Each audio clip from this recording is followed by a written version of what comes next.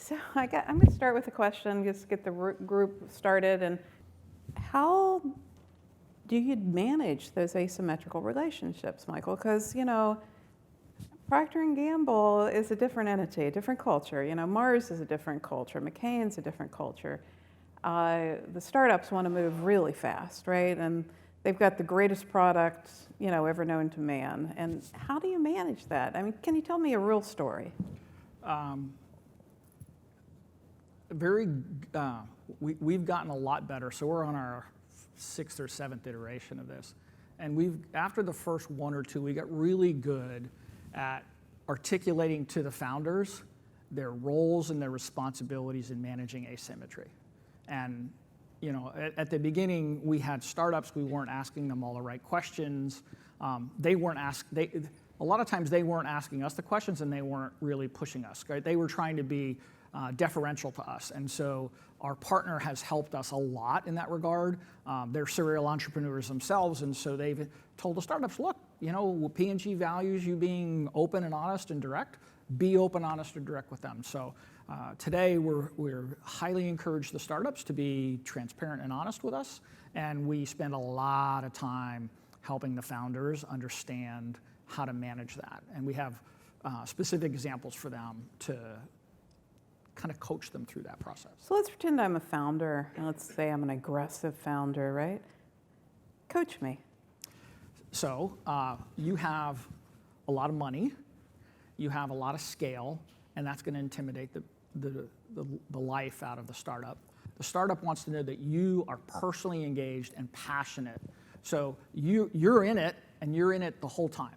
You don't get to walk away. Once we identify the startup and they come to your site, you personally come to the site. You come to the site with your team, you're engaged, you're involved, you're there with them, so the startup feels they have your ear. Okay. Right? You're their sponsor, you're their founder, you're trying to help them be successful in P&G, and you remove roadblocks for them. If you're not willing to do that, if you don't understand how to do that, let's talk some more, but that's your role. All right, so as you're talking, it reminds me of the old story of what's the difference between the chicken and the pig for breakfast, right? All pigs. Yeah, the chicken shows up and the pig's committed. So you're expecting the founder to be committed, right? You bet, not chickens. Okay, not chickens. Okay. Christine, how about yourself? Now, you worked with ThinkIQ, and ThinkIQ is a small startup. Most people haven't heard of ThinkIQ. What's your experience? How did you work with them successfully, and what would you tell other people about working with a small company? Well, this asymmetry idea definitely held true. And whereas ThinkIQ was ready to come in and set our world on fire, we weren't quite ready for that. Culturally, emotionally, all of to be able to make decisions quickly. So it's been quite a learning curve for us on how to act quickly and also set expectations clearly. With ThinkIQ, the patience piece, Miles and I were having a little chuckle about that. It's been an exercise in patience over the last few years. Yeah, I've watched this work at McCain, 3.5, 4 years? I mean, this didn't just... 3 years, I think. This just didn't happen last month, right? No, it did not. And so what was important about patience from the technology provider that helped you along, right? What were the elements that helped? Yeah, I think ThinkIQ learned that there needed to be a lot more teaching versus, okay, we've got this great thing, you should know that, why aren't you adopting it quickly? There's a lot more on the teaching side.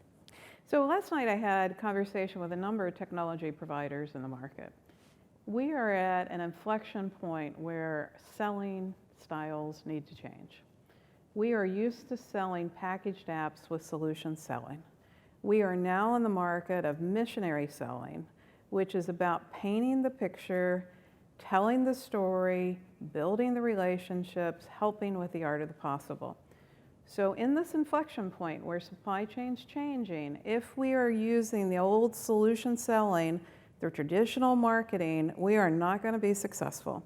And I see too much of the yada yada traditional marketing and too much of solution selling, which causes this message and this transformation to miss the mark. I don't know if you've got the feeling there, Michael. that's a lot of time coaching the startups, is helping us understand the different ways we could think about what they're doing, right? They often the startups we're dealing with, they don't have a final package solution yet. And so it's still evolving thought process. It's very early stage. And so we spend a lot of time with them trying to help them refine their story to us. The founder spends a lot of time, how can they make this talk to the rest of our organization and then demonstrate it through the pilot? And that's highly valuable to them. So they find huge value in the relationships with our founders and the relationships with us that take them to the next level. Because if we can help sell them internally to us, they're going to love to be able to tell that story. So. Okay, John TC, you got the mic. Hey, good morning to both of you. John TC with ThoughtSpot. And one of the things that stuck out, and I think applies to both of you, but really looking at your slide, Michael, about transitioning from pitch to pilot to adoption. I think Brian talked about the other day as well, how many pilots went to production, and the metric was, his was around, 20-25%, yours was around 40%. So what have you found, has there been any consistency around why certain startups progress from that pilot stage into production? Or I guess the reverse of that is, where do those pilots typically fall short? So we've had very good success, and I'd say it's the slowest smooth. So it's at the beginning, we spend an inordinate amount of time landscaping.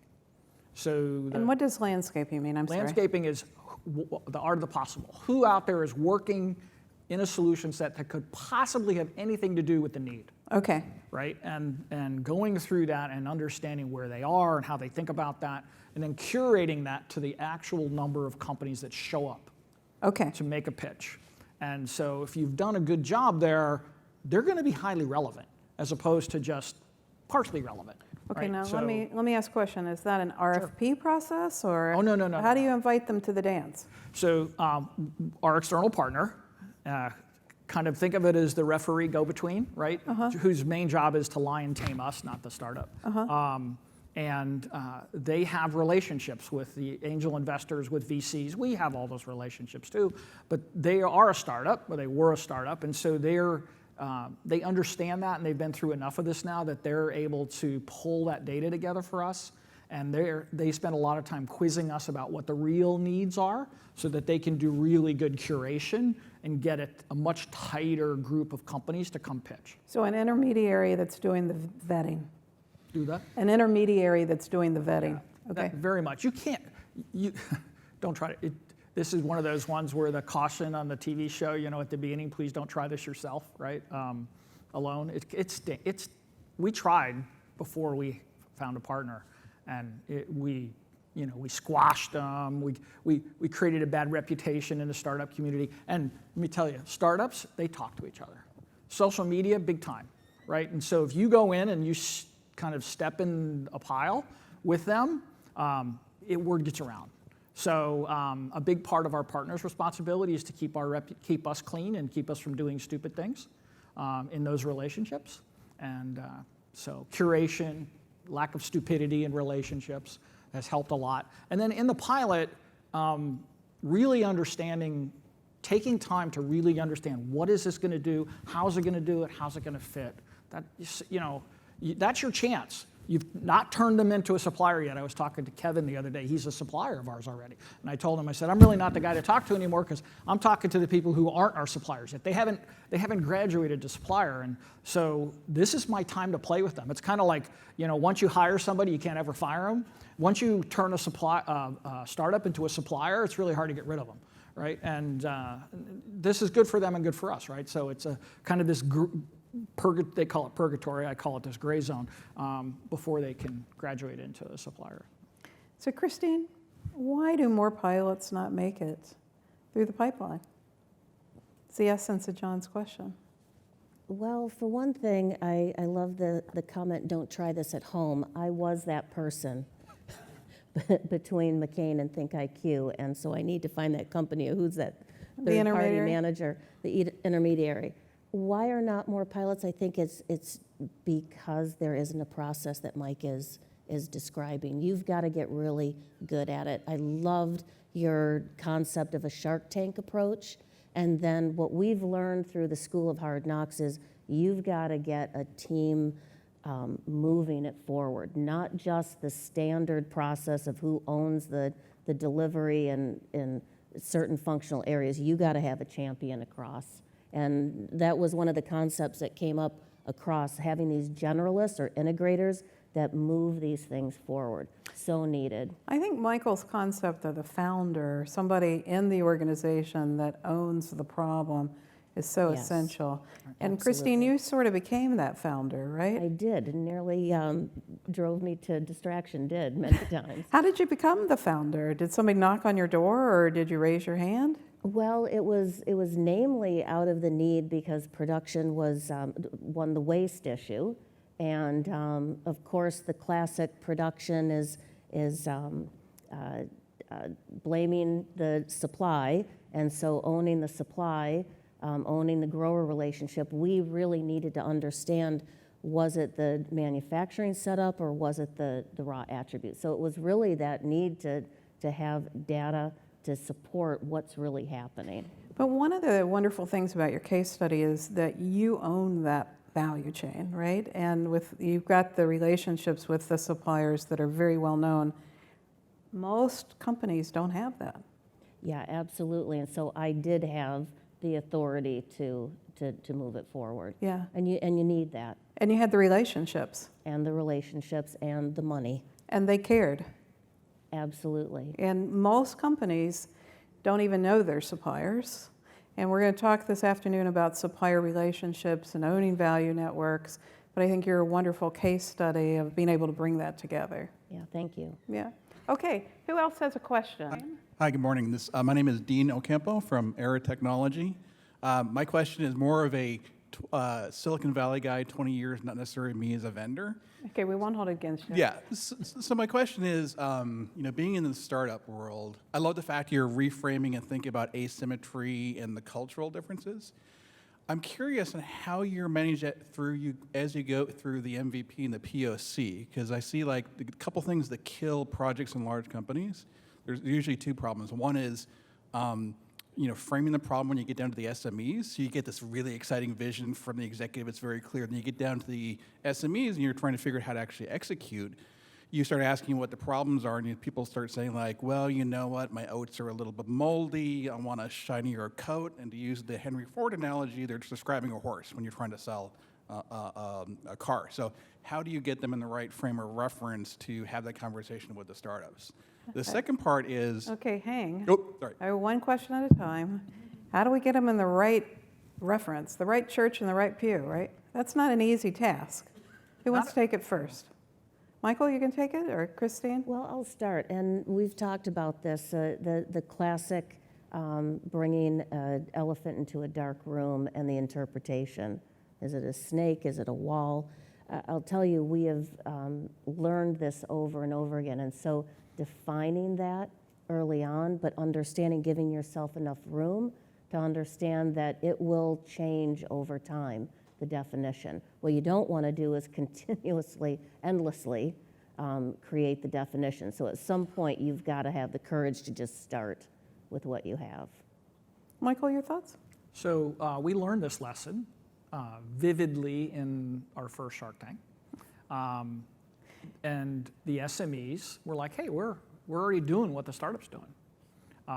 And so today, we curate and we landscape our internal startup community, which we have. And we've had internal Shark Tanks where SMEs come pitch against challenges. They come in and they pitch just like a startup. And in fact, we've had mixed ones where our SMEs show up at a Shark Tank event and they pitch intermingled with the startups. And in fact, as a result of that, our partner came into our engineering labs and went through and said, you have 7 startups in here that we know angel investors would write you $1 million, $10 million checks today to do that. And we're like, that's interesting, because 7 times 10, 70 million, I can do that quick math. We could fund a lot of Shark Tanks. But yeah, that we learned really fast. But we also give the internal SMEs a lot of credit, and we involve them and engage them with the startup, and they get a kind of a new view because the founder's in there, and that's teaching our founders spend more time with your own SMEs also and kind of encourage them. So that's been a very virtuous cycle. Okay, in the spirit of definitions, what's an SME and what's a startup in your mind? SME, subject matter expert, Uh-huh. is the definition. And the other second one? Startup? A startup for us is somebody who's usually early stage, less than 10 customers. Their product is not finished yet. And so for us, that's what we're looking for. The early stage, they think they have something that will be a product, but it's not. You couldn't go buy it, right? They're not. So what if you're not either of those? What if you're a company with a cool technology, but you're a little bigger than that, and maybe you've got, 5 or 6 customers? How would they work with you? So the same way. I mean, they show up in our curation. And if we find a company that has a product solution that's already available, we just skip right to knocking on their door, and saying, hey, can you show us what you've got? Invite them in, that kind of thing. And how do they show up in your curation? The company we work with that does this curation for us, they pull from TechCrunch and from all these large databases. A lot of these small companies you're talking about still have some venture funding behind them usually, and so the venture firms that we talk to will throw them in. So they make it into the round. But is it like LinkedIn? Is it customer stories? Is it, what do they use as source material? These small codes are all usually showing, almost every single one shows up in TechCrunch. Almost everyone shows up in some of these startup databases that are out there. They scan LinkedIn, they scanned all the databases and that kind of thing. So it's great. We find them. Thanks for your patience for the clear definitions. Mm-hmm. Okay, Dean, you had a second question. Awesome. I feel like a reporter got 2 questions in. So the second question was, same thing on the SMEs. How do you deal with, and I'm just, observation from 5 years of working transformation projects, the disconnect often I see between the executives on what they're trying to do and down to the SMEs. And there are usually a couple of things that happen. Either the hypothesis is slightly misaligned, or a lot of times the SMEs just flat out disagree. And so if you're going to be successful in the MVPs, you have to figure out how to get those folks aligned to the executive, and it puts us in a very awkward position. So how do we align subject matter experts? You were nodding vehemently there. You want to? Yeah, Christine, your thoughts? We experienced that quite a bit. And one, leadership has to say, here's the question that needs to be answered. Here's the mission. Here's the mission. Here's the question. And then just remove roadblocks. That means having a budget, giving guide rails on decision making, and letting the subject matter experts run with it. Now, lots of disagreements between subject matter experts. There's definitely, you've got to have someone that's managing the process that can start to mediate. And an example of this was end cutter that we use in manufacturing to take the tops and the ends off of the onions, and how much waste in the setting, and lots of arguments between different people and the functions. And so you've got to have someone there to mediate and finally come to a resolution. Sophie from Mars, Global Supply Chain Excellence. It was on this topic of learn to unlearn, but I think the question that was just teed up earlier were in the same theme. What has been your experience to teach leadership to learn to unlearn, and not anymore of that, I have the solution, I just need to get it happening, and then vice versa from the strong expert, and that they believe they have also the answer, but they have also to learn to unlearn. That's the theme I wanted to explore your journeys. So I want to just interject a story here. I'm working with a client. I've worked with a client for 4 months. We've talked about outside in. We've talked about outcomes. We got a meeting next week, and I just got a presentation that's all about sourcing. I'm like, okay, we're not learning to unlearn there. So evidently I'm failing. So how do you help people to learn to unlearn? Christine? Well, I think it's let me think about that a little bit. Do you have a ready Michael, answer? you ready, fire aim? I think it's hard.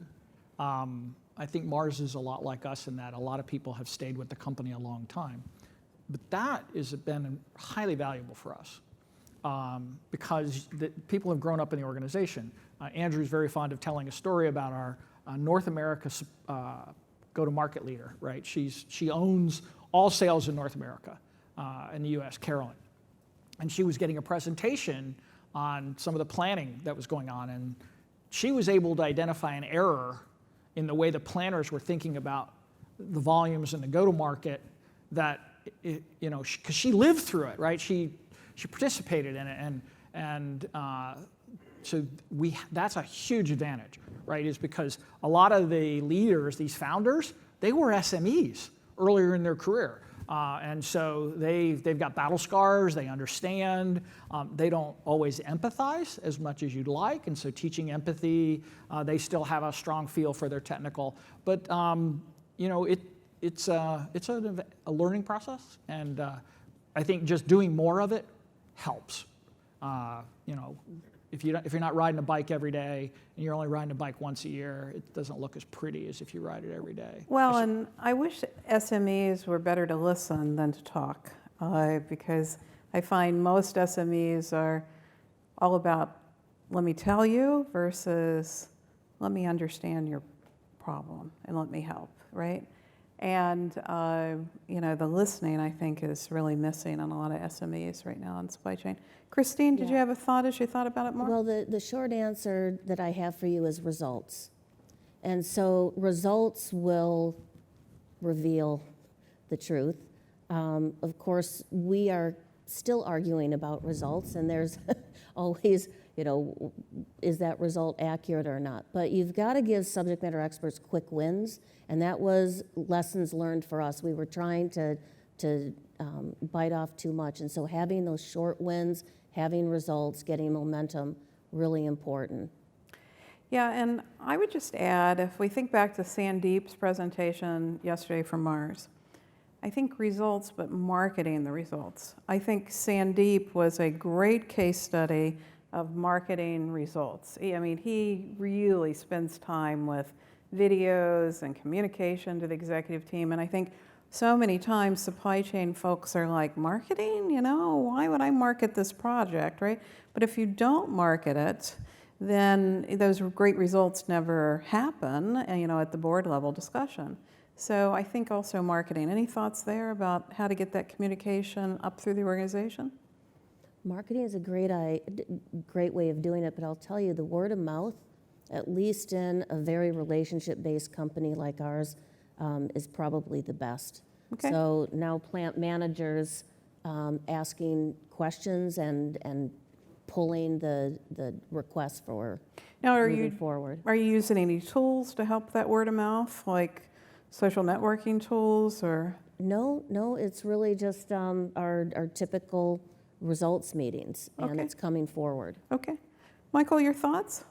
We're a little bit of a brand and marketing company, and so most of A little bit of that's in your culture? It's in blue? a little bit, and most of our leaders know that, and so we don't do an event like a Shark Tank without a video getting made and commentaries being and then circulated. Word of mouth is a big thing. The other part is if you're a grow from within culture, the pyramid gets tight, and so.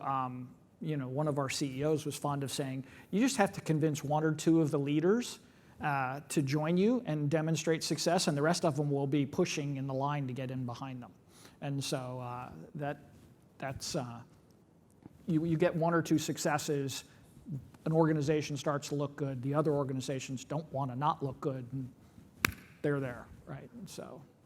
One of the things on the people dynamics, and Mike said this, is giving credit. So the tribal knowledge, the decades of people running the operation and having deep knowledge of what was going on, but maybe not the tools to express it.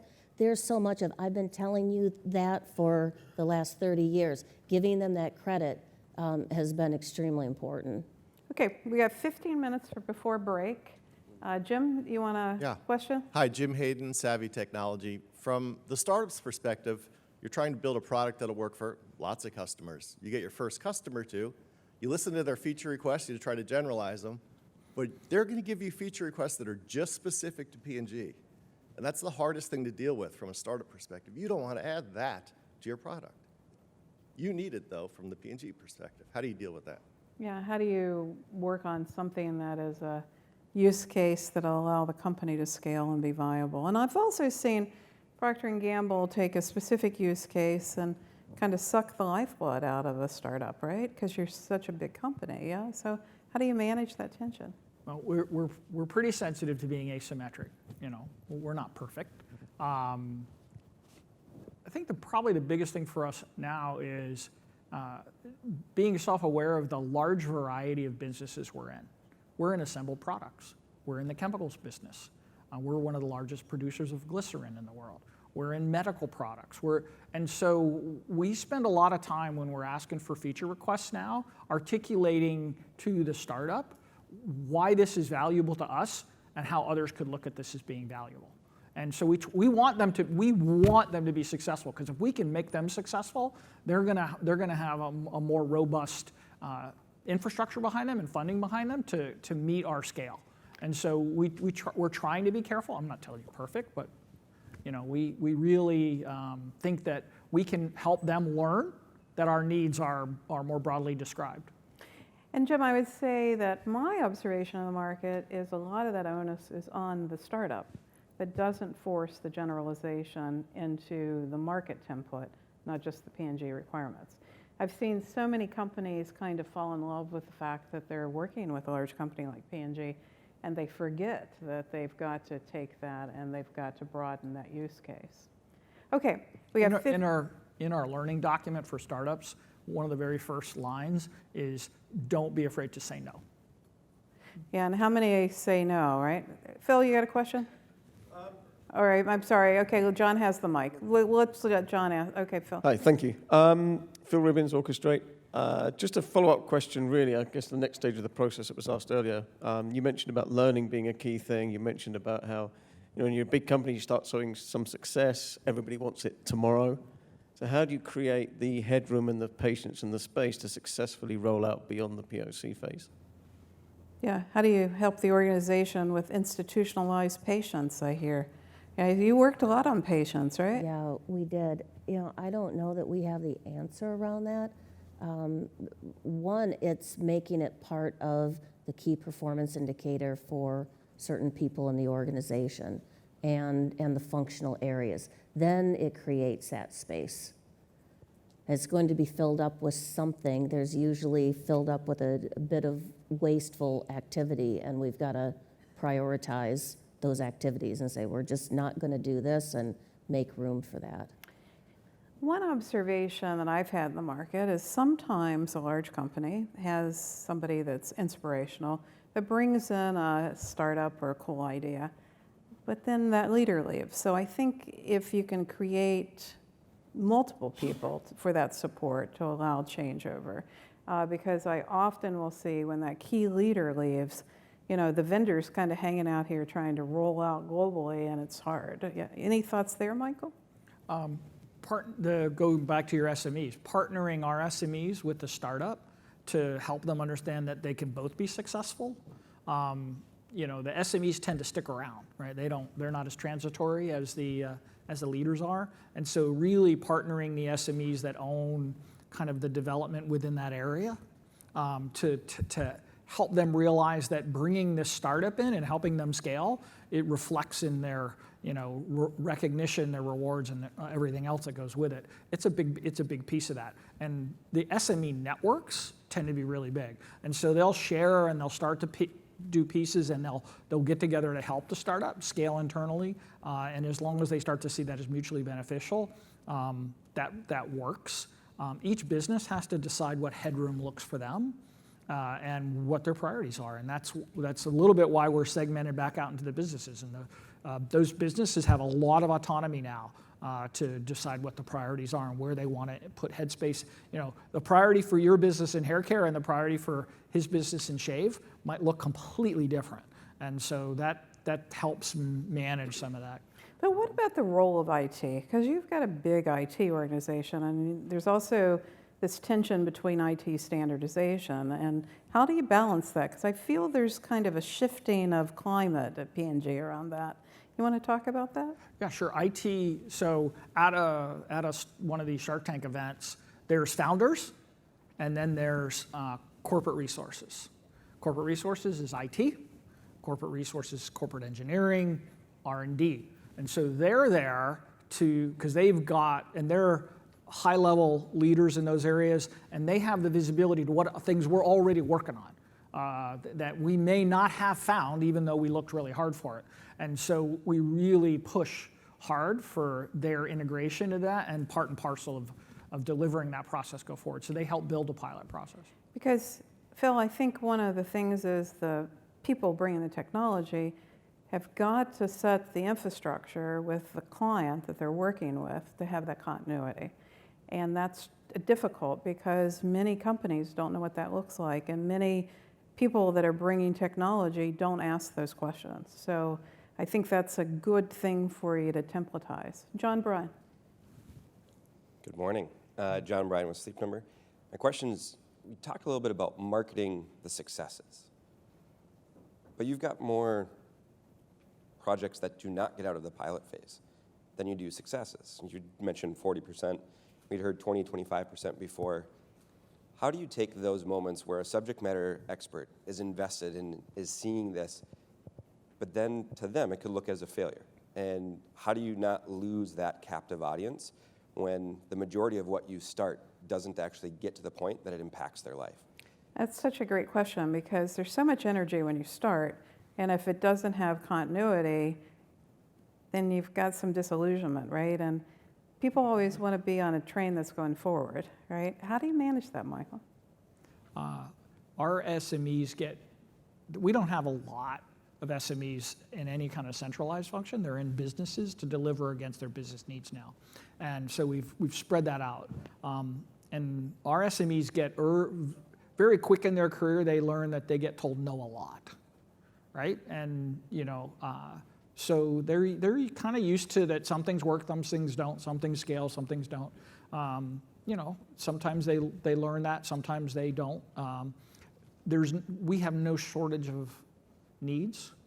So, refocusing them to another need it's not like there's more SMEs than we need, right? But the creation of an SME role is really essential there, that they understand that, right? Oh, that sure. They're going to be driving innovation. Some things are going to be successful and some things aren't. I see some organizations that don't have that mindset, right? They want to manage a project like all projects are going to be successful, and they don't manage that kind of spirit. I don't know, Christine, you got any thoughts here? Yeah, it's a big deal, and success is failing fast. We use that as our mantra. And so it's about learning what didn't work being just as important as what did work. But Christine, I find that when I work with projects where we've got that mantra, and I totally believe it, no one wants to be failing, right? They don't want to fail forward, right? It's, there's tension because they're afraid that maybe their job will be eliminated, or perhaps it'll be looked down that, they're failing forward. How are you managing that kind of culture? It's failing fast in certain aspects to move forward, perhaps in a different direction. So helping to design what the next step will be. And that keeps SMEs motivated. And I think it takes leadership. I think, Lots of talking about it, yes. And when leadership celebrate failure and how they've learned from failure, then I think it role models that this is what we want to do. Okay, last question, Michael Clark. As your last question, we're going to break. Thank you. And thank you both. This is a conversation we don't get to hear very often, so thank you. How do you, seeing that... So Michael, what was valuable about the conversation for you? Well, because it's more about how to engage. There's a lot of startups, a lot of technology organizations, and being able to come at it from the angle of what's important to you, what's important to the organization versus the end-to-end supply chain discussion that we tend to have quite frequently, and how do we fit into that? So hearing it from you is valuable for me anyway. But being that we're supply chain folks, this is a supply chain room, and that most startups are technology based, how do you recommend, or how do you help ensure that it doesn't become a IT discussion and that we get stuck in the CIO's office as startups, versus stay aligned to the business and the business issue that you're trying to resolve? Well, it sounds like that the frameworks here are very different than go to the IT office, right? I mean, Oh, yeah. Procter & Gamble's providing a different format. How do you keep people from that dead-end street of the CIO's office that, you know, the vendor's beating his chest and going nowhere? Yeah, you have to make that linkage with the business leader or the founder, whatever you want to call it, the champion that's driving it. You got to find, I like the term founder, whether So it's do a I. passionate person, right? Yeah. But you got to find that person. And I think, Michael, you shouldn't take the office of the CIO without that founder. I mean, what do you think, Michael? I just don't think you go anywhere. If you come in through that door, it's harder. We have a new CIO, Javier, who's very passionate about helping the business deliver what the business needs, right? And recognizes that it isn't about technology, it's about solutions. And that's just been a blessing, right? And so it kind of happened at the right time. Not that the previous CIO wasn't, but the way our IT organization is learning and innovating and creating innovation against solutions has changed tremendously. It used to be they worked on technologies in IT. Today, in the innovation side of our technology organization, our IT organization, they don't even start working on something unless they have at least 2 VPs signed up with specific needs for that development work. I mean, they just don't do it, and that's just changes the game a lot. Awesome. Okay, we're going to break. I find that if we don't change the discussion and we don't define terms and we don't get clear on the why and the mission, we don't go anywhere. And I believe supply chains build economies. I believe supply chains change the world. And I think it's the linkage for us to create better value chains. Thank you so much. Let's give them a hand.